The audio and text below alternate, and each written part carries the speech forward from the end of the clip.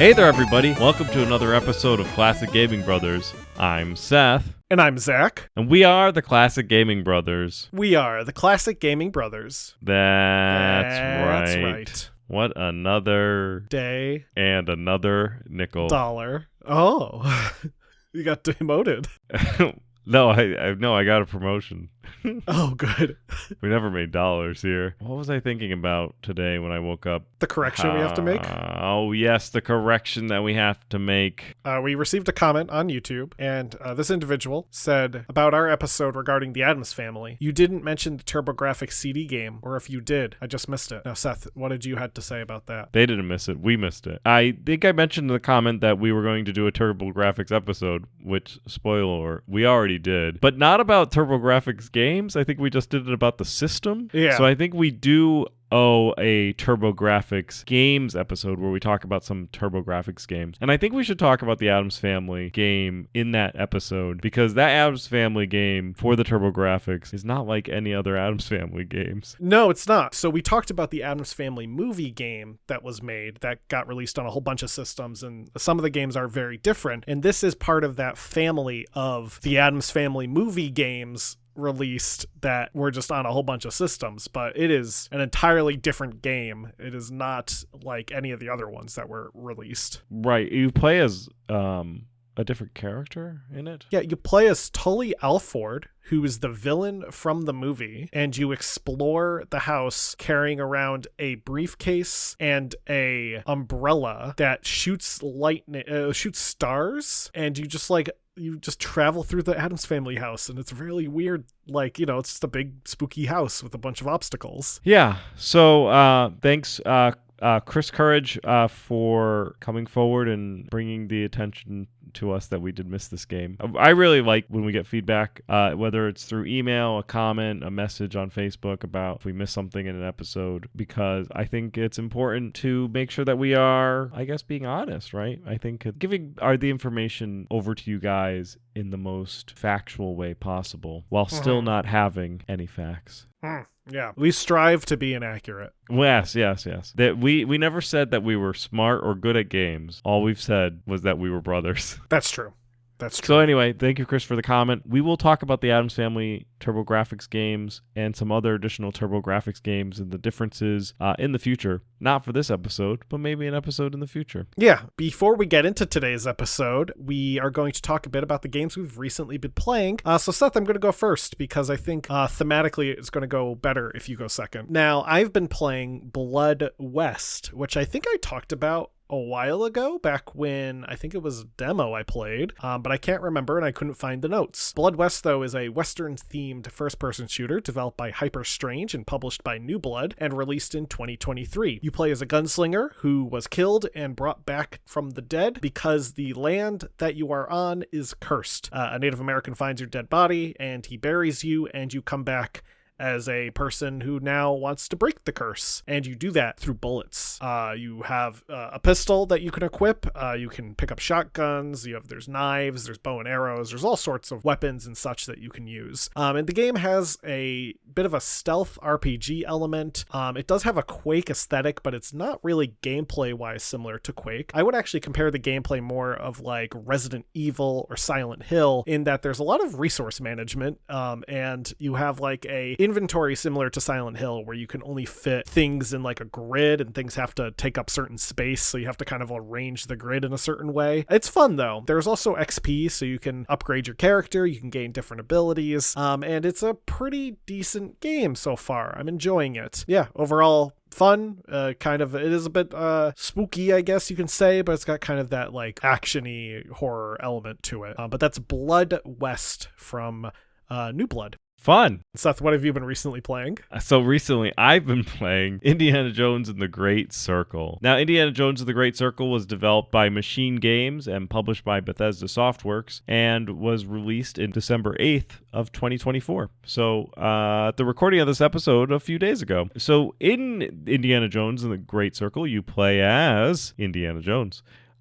Who I believe is voiced by Harrison Ford. He's voiced by Trey Baker. Oh. He is a CG'd Harrison Ford, though. Yes. They use his likeness. They use Harrison Ford's AI likeness and then get Trey Baker to voice him, who does a really good Harrison Ford impression. You play as Indiana Jones, and you have to uncover kind of a mystery that happens. I really like how they set the game up, and really like it's definitely like a AAA game. Comes with the AAA price. I think this standard edition, which is the one I bought, was $69.99. And the ultimate whatever DLC plus edition is going for $99.99, which is a tough nut to crack, since I used to think $40 for a game was a lot of money, and now it's $60 or $70 is the norm for a AAA release. In the game, you start off as you're like exploring almost the Temple of Doom type of setup, where you're walking through the jungle with a couple of guys who end up betraying you, blah, blah, blah. You go through a temple, there's like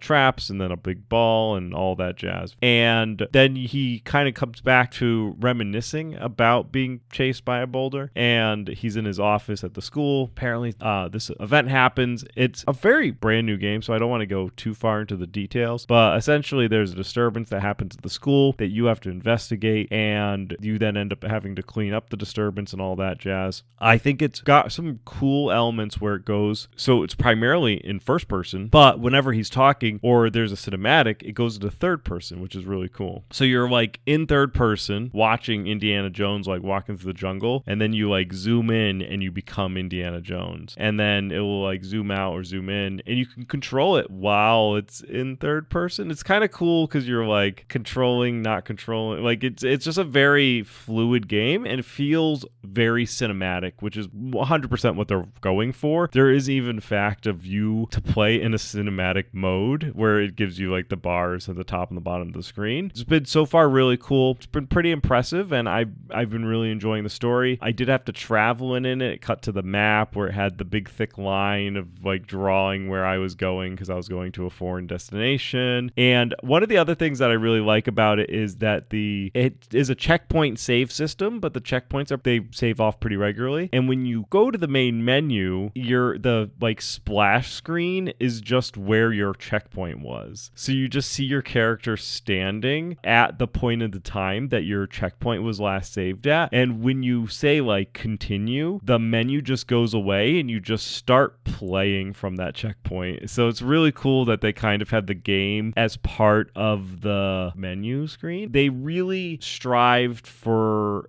I'm gonna say like immersion into like making it more feel like a cinematic movie game versus a traditional game. I've been really liking it. I'm excited to play some more of it. It's definitely kind of hooked me in regards to a game that I really getting back into some of the more AAA style games. I haven't played a first person shooter in a while. Like it's got first person elements. I haven't played a first person game in a while. And to be honest, I haven't really played like a game that's like a AAA. Like the games I've been playing have been like indie games or like adventure games, which tend to be indie games, or older games, or like retro games. So this Indiana Jones game for me is one of my, I'm not gonna say one of my first AAA games, but it's one of my first in a while for playing it. It looks like a good game. It looks neat. I like the camera mechanic that you can use to find clues, where you can take photos and it will like highlight clues and stuff like that. Oh, I don't even know if I got to that part where I was able to do that. Yeah, so you can get a camera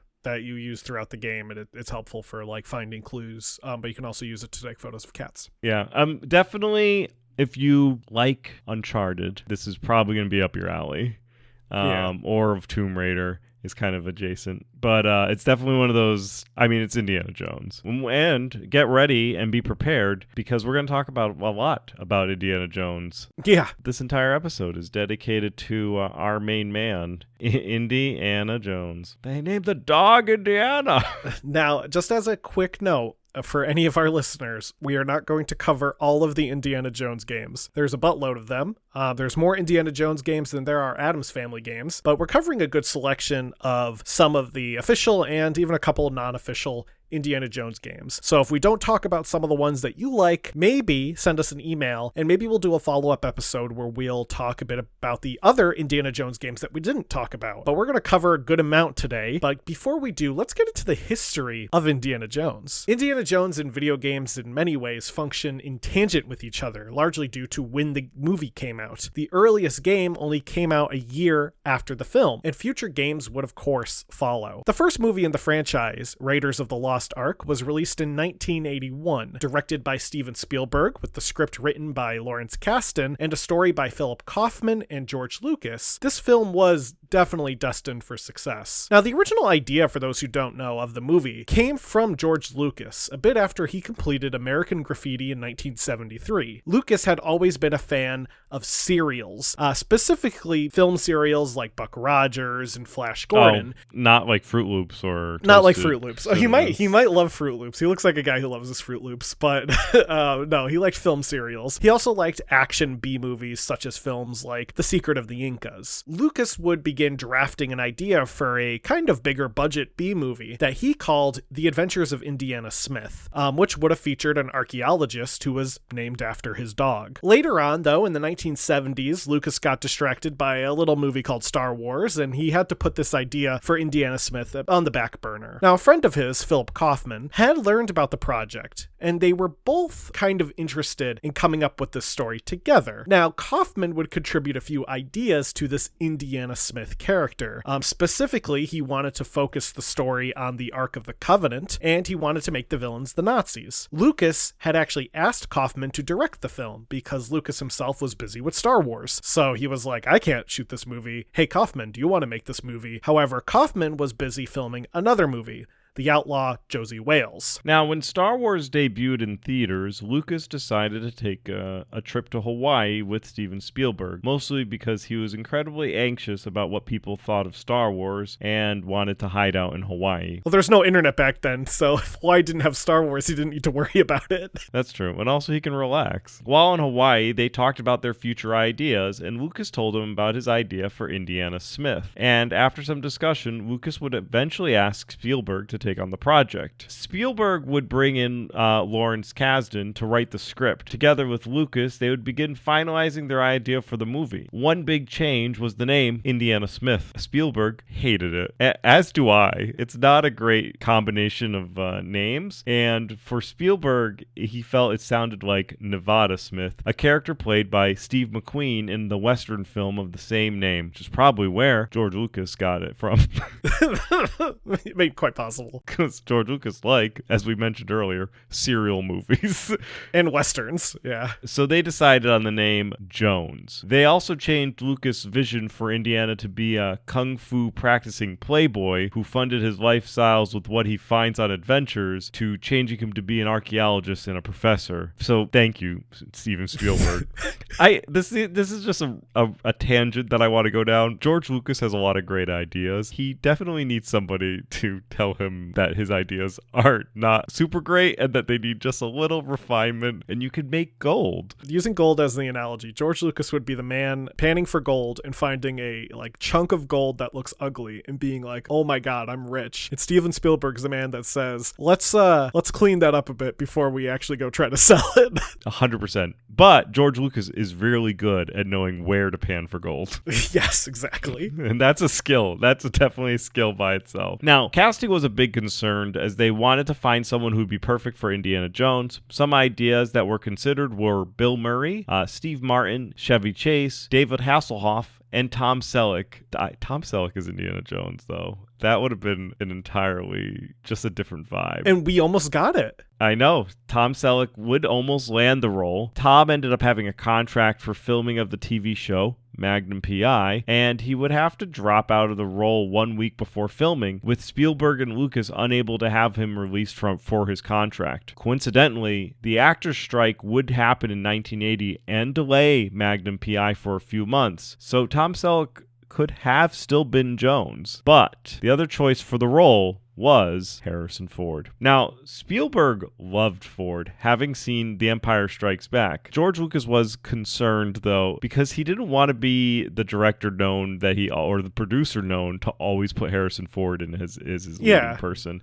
Because he does put Harrison in everything. Like, he was in Star Wars, but he was also in American Graffiti. But he would relent, which is great because Harrison Ford is an amazing actor and does a great job as Indiana Jones, who is also decidedly different than Han Solo. Like, those two people are entirely two different people. The way that Harrison portrays them, they're both different, and they would cast Harrison Ford as the role of Indiana Jones. And Harrison would go on to work several weeks to get into shape for Indiana Jones and also learn how to use a bullwhip, two things that Han Solo didn't have to worry about. Now, the first film would be released in June of 1981, and it was an instant box office smash. The film made $389.9 million against a $20 million budget in 1981 dollars, so that's pretty good. It was also a critical success, being regarded today as one of the greatest films ever made, and as we've discussed, with great movies comes great video games, or at least comes a lot of video games. Now, the first of these games would be released in 1982, so just a year after the movie, and was developed by Atari. Raiders of the Lost Ark was developed by Howard Scott Warshaw, and if that name's familiar to you, it should be. This is the same Howard Scott Warshaw who would later design E.T. the Extraterrestrial. Warshaw would take on the job when Atari secured the rights to develop the game. He actually volunteered to make this game. And per an interview with Warshaw in an issue of Retro Gamer magazine, he volunteered to work on the project because he thought it was a novel idea to adapt a movie into a game. He felt that adapting arcade games into home console games, as he had previously been doing, was quote-unquote an exercise in futility. So he really thought this was an opportunity to make something unique using a movie property. Warshaw would meet with Spielberg prior to starting work on the game, and would begin development soon after. Warshaw had a goal for the game in that he wanted to create something where the player could have a proper inventory system on an Atari 2600. Now, to do this, he needed more than one button, which is all the Atari has. So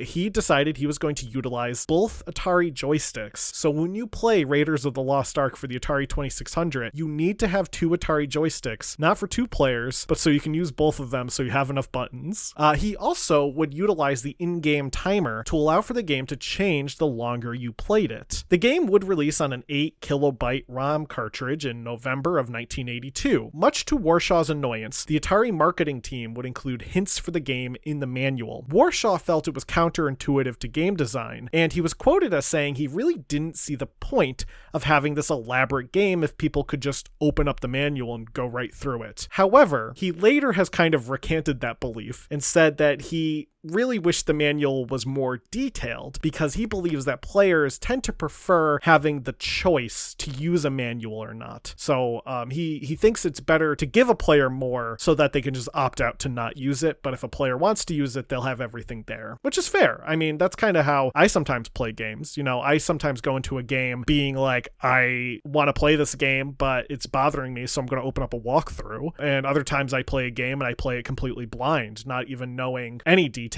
about it besides maybe like one clip of someone playing it on YouTube or something. Now, Raiders of the Lost Ark was called the cartridge of the year in a review from the Space Gamer at the time, which was a magazine, though some other reviewers compared it negatively to Pitfall, which was released the same year, and Pitfall is arguably a more exciting adventure about a character who kind of looks like Indiana Jones doing things that Indiana Jones would do, like jumping over pits. The game did make some money though, and it was considered a financial success for Atari, which led Spielberg to return to Warshaw and ask him to adapt his next film, E.T. But that's a story for an older episode of our podcast, because we did an episode on E.T. years ago. That was episode 124. Now, the next game that was based on Indiana Jones was also the first to be an original title and not based on any of the movies. This would become a common way for future Indiana Jones games to be produced, with storylines often set before or between the other films. Indiana Jones and the Lost Kingdom was released in 1984 and was developed by Michael J. Hansen and published by Mindscape for the Commodore 64. The plot involves you,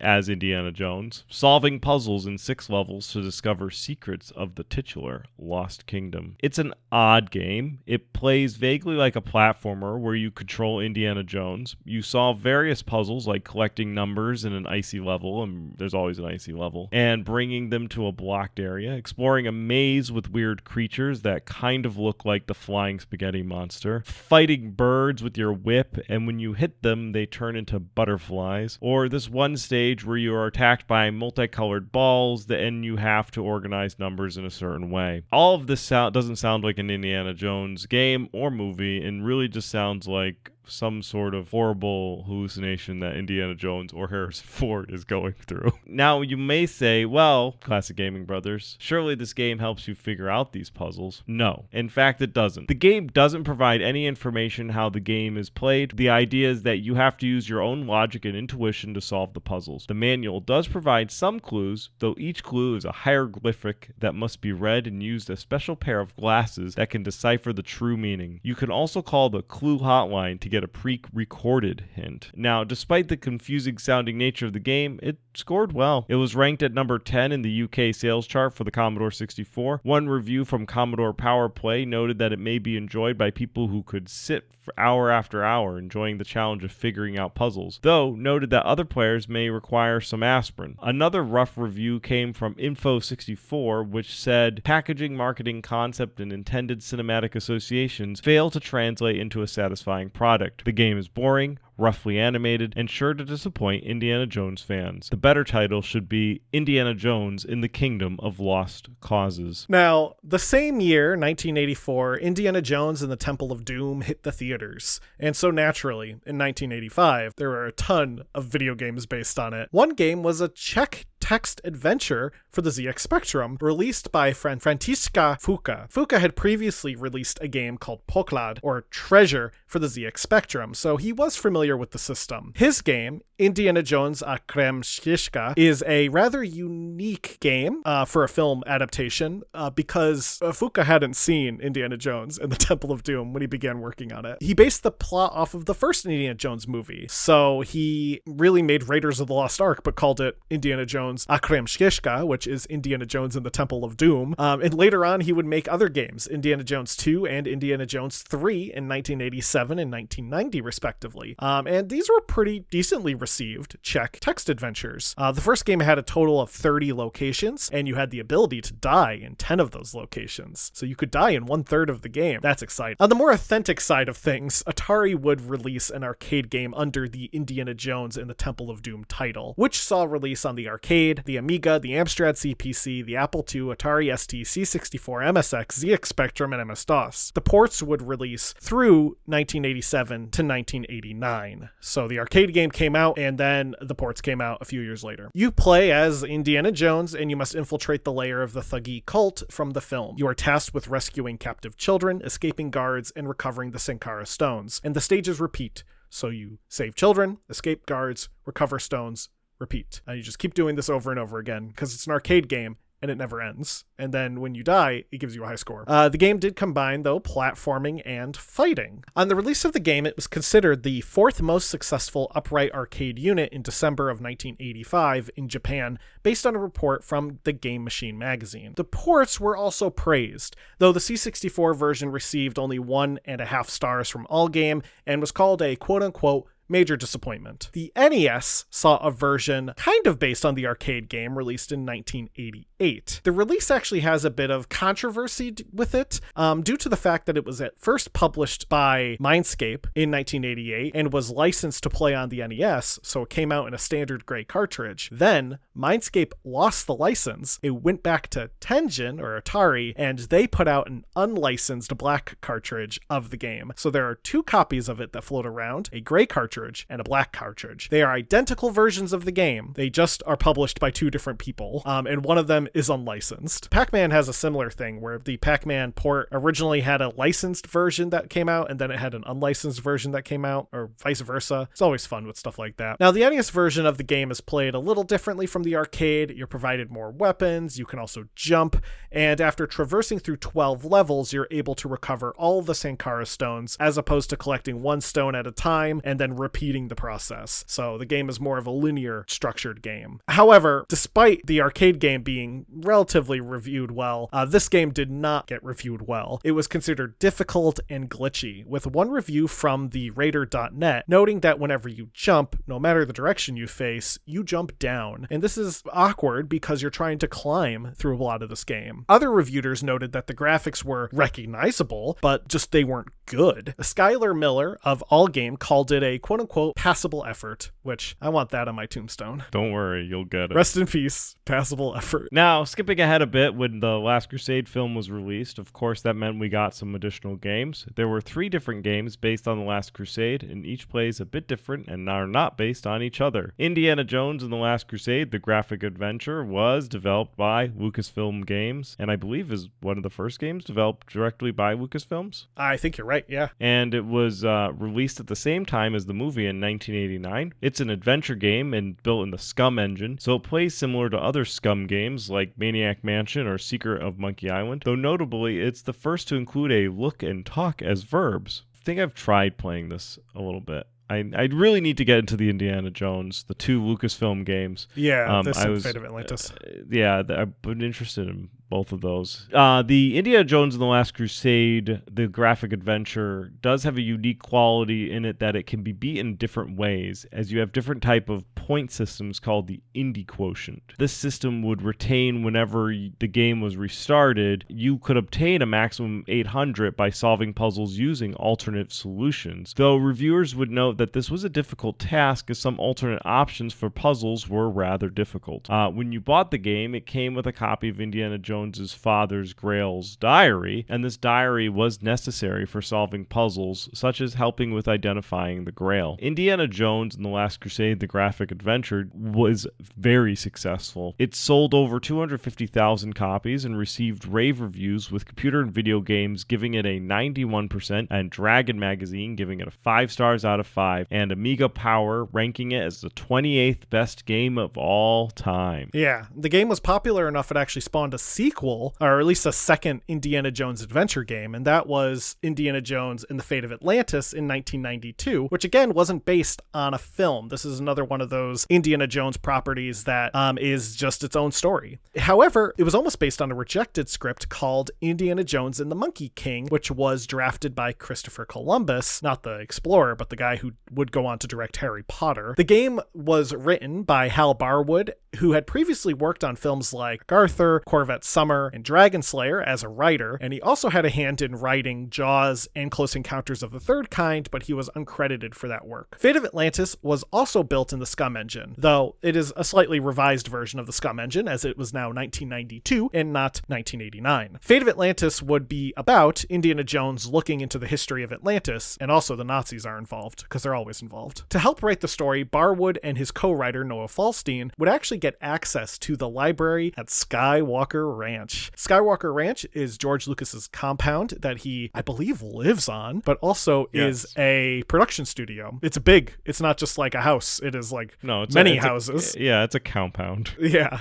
So there's a library there, and they had access to the library, and they read up on various scientific conspiracies and pseudoscience stuff, such as things related to Excalibur or Atlantis. They would go on to complete the script, and the team would get to work on building out puzzles to go with the script, as well as designing the game. Barwood also worked with artists, suggesting that the art of the Atlanteans would feel alien. He had this idea that it would be otherworldly, and hey, this was 1990s, so he was getting early on the Indiana Jones dealing with aliens thing, in which they would touch upon a few years later. The art in the game was mouse-drawn with deluxe paint, which sounds miserable, after being sketched out by hand. So they would import the art and then they would animate it essentially in deluxe paint. Animations would be rotoscoped with Steve Purcell, who would later go on to create the Sam and Max games, standing in for Indiana Jones. The original game would be released on floppy disk, but a CD-ROM enhanced version was released in 1993, with over 8,000 lines of dialogue being recorded, though Harrison Ford wasn't available, so they had to bring in Doug Lee to take on the role of doing a pretty decent Indiana Jones impression, if I remember correctly. That being said, though, Harrison Ford did provide some dialogue for the Last Crusade graphic adventure, which is great. Now, LucasArts hit it out of the park once again, with reviewers being pretty much universally in love with it. Dragon gave it 5 stars, Amiga Power gave it 9 out of 10, Commodore User gave it 90%, and in 1998, PC Gamer stated it was the 41st best computer game of all time. Wow. Now,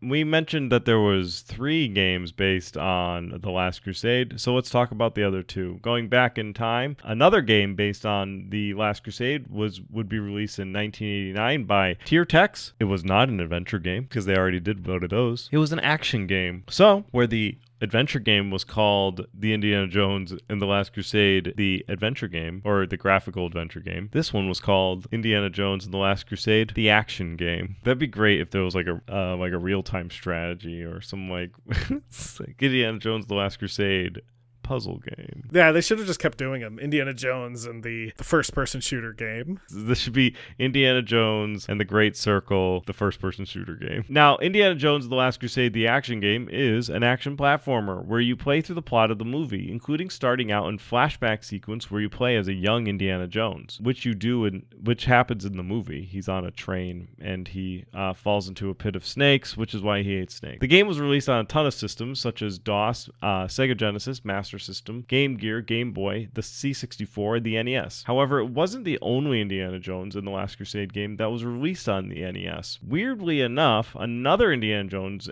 and the Last Crusade game would be released on the NES in 1991. Developed by Software Creations and published by Taito, this is also an action game, but it plays differently with some jigsaw puzzle elements where you must complete a puzzle in a certain time. The art for both games is also radically different in the game itself. In the action game, Indiana is given a larger sprite and rather smooth animation. In the Taito game, his sprite is small and noticeably lacking frames. The Taito game also has less focus on platforming, with most of the action occurring between floors of a particular level, where you must climb stairs and kick people. What's really confusing, though, is both games have near identical cover art. The main difference besides the publisher is that the Taito one is a bit more zoomed in, but it's still the same graphic. It's literally the same photo, which is Indiana Jones riding a horse shooting at the camera. You could have bought the wrong one. Yeah, well, it's just wild to me that there are 2 games, both called Indiana Jones and the Last Crusade. And for clarity, the NES version of the action game does not contain the action game suffix. So that action game suffix is really mostly just used to differentiate it between the adventure game. But the NES version that was put out, the original one that was put out, was just called The Last Crusade. And this one by Taito is just called The Last Crusade. And they have identical cover arts, and they are completely different games on the inside. And just imagine that, though, right? Like, imagine going to the store and seeing a game on the shelf, 2 PS5 games maybe, one called Spider-Man and one also called Spider-Man. They have identical cover art, except one of the Spider-Men is slightly more zoomed in, and you put them both in, and they are radically different games, with one of them being slightly worse. What I like is that I could just imagine somebody going to a friend's house and playing the Indiana Jones the action game, which we're going to say is the better game, right? And being like, man, I really like that game. And they played it on the NES. And then they go home and then they decide that they either want to go to the Blockbuster or they go right up the Christmas list. And they're like, I want the Indiana Jones game. And then they get it. And it looks like the Indiana Jones game from their memory, from when they went to their friend's house. And then they plugged it in and it was just a worse game. I would be so confused. It's like gaslighting the child. Yeah, it really is. Now, the last game we'll talk about is arguably the best, and that's why we saved it for last, and that's Indiana Jones and His Desktop Adventures. Released in 1996 by LucasArts, we've talked about the quote-unquote desktop adventure games before, specifically when we covered Yoda stories in our Star Wars episode way back when, but these were basically just games that were designed to be distractions from work. They literally opened up inside of a browser, kind of like they almost were opening up in like a window. Like a window, yeah. Yeah, but like a window that you would see like, I don't know, like Solitaire in, and like it wasn't an exciting window. It didn't go full screen, and they had these little tiny characters that you control. They didn't really animate, and they just walked around, and you could interact with things and use weapons and stuff. In the game, you explore randomly generated worlds with locations and items being different every gameplay. The storylines were all pre-scripted with 15 different scenarios that could take about an hour to go through. You control Indiana Jones from an overhead perspective. You can move up, down, left, right with the arrow keys or the mouse. You can interact with things, and you can shoot, I think you can shoot your gun. There's also a whip. It's a fairly simple game, and reviewers noticed how simple it was. Computer Gaming World gave it 1 star. GameSpot gave it a 5.8 out of 10. PC Zone knew what was up. They gave it an 8 out of 10. PC Zone was like, yeah, this is the game for us. The reviewer at PC Zone probably was playing Indiana Jones in his desktop adventure instead of writing the review. PC Zone sounds like if AutoZone decided that they wanted to write up reviews about PCs. That's what they would call their magazine, would be PC Zone.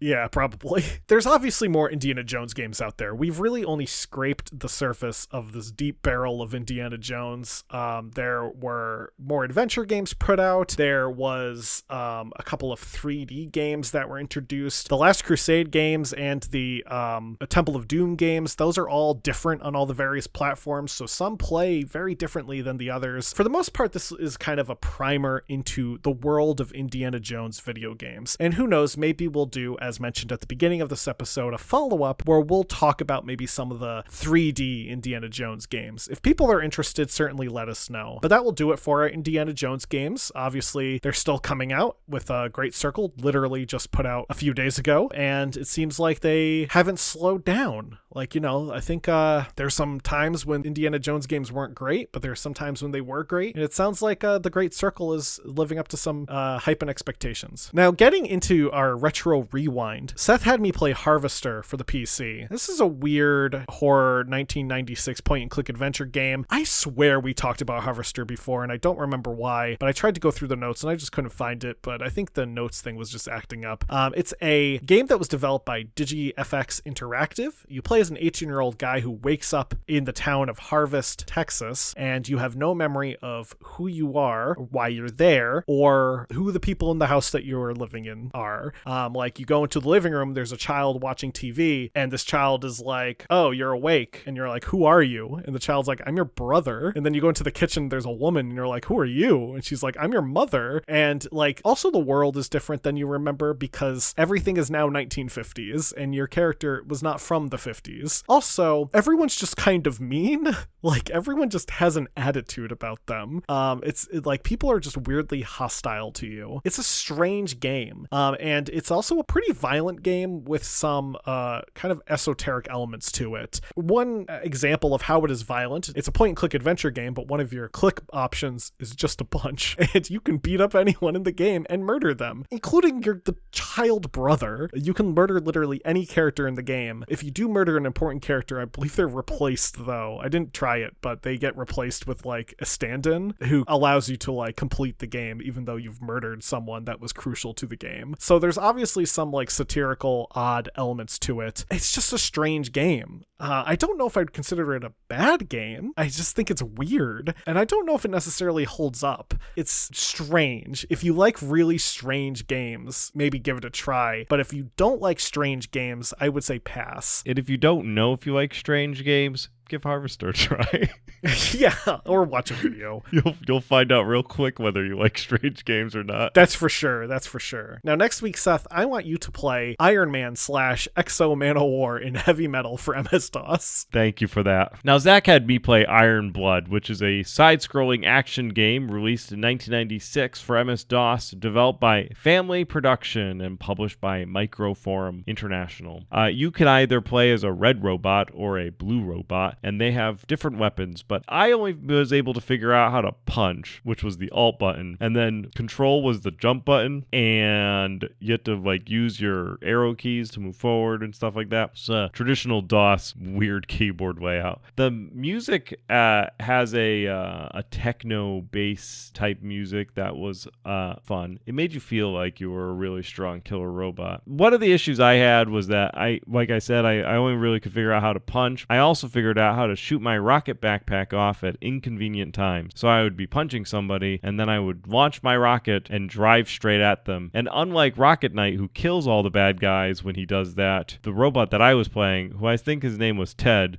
he just got damaged. And it was annoying. You have to go through the various different levels, jump around, fight enemy robots, and I ended up not doing so well, mostly probably because I couldn't figure out how to shoot. I probably should have looked up a manual before playing the game, and I ended up getting overwhelmed and killed. Not really sure if this game holds up, and yeah, I don't necessarily recommend that you go out and search out and play Iron Blood, but you do you. Anyway, next week, Zach, you can play Alien Rampage for MS-DOS, since we're on an MS-DOS kick, apparently. Well, thank you everyone for listening to today's episode. If you have any memories of the Indiana Jones games, give us a email. You can email us at classicgamingbrothers@gmail.com. We're available wherever podcasts can be found, be it iHeartRadio, Podbean, or iTunes. We're available on all the social medias that you can think of. Just look us up. If we're not there as Classic Gaming Brothers, we're probably there as CG Brothers Pod. And of course, be sure to check out our website, classicgamingbrothers.com. Be sure to see if there's anything in the store that you want to buy your loved one